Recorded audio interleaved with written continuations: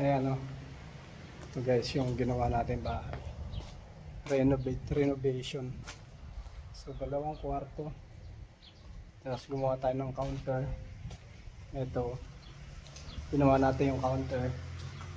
Tapos yung mga cabinet. Ayan.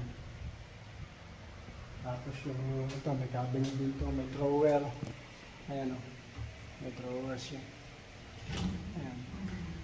Tatlo. Tapos yung cabinet sa ilalim, nagawa na rin natin.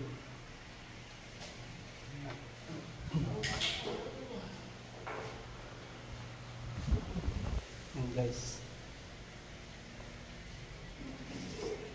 Bathroom na dito ito. Ayan, bathroom o.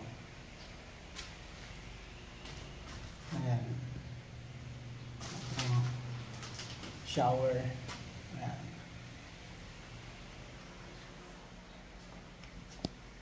Ayan.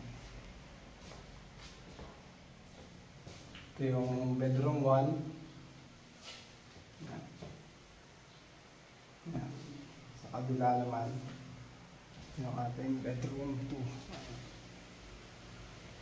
Ito yung nilagyan na rin ng louver kasi pwede pang paglagyan ng mga gamit.